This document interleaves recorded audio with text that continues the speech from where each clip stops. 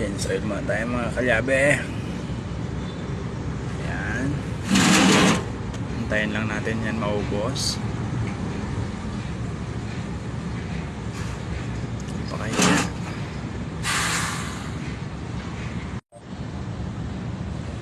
Yan. Habang nagpapadrain tayo ng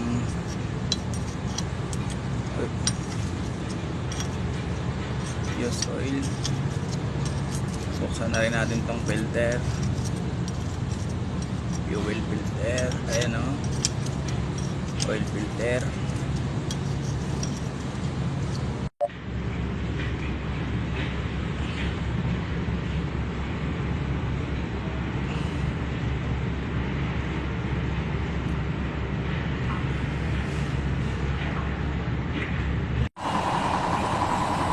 Palitan na rin natin tong fuel filter mga kalyabe.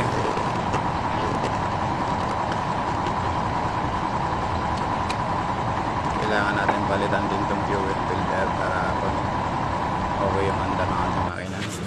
Siyempre sabay na natin tong air cleaner nya para medyo malinis-linis naman, maging bago.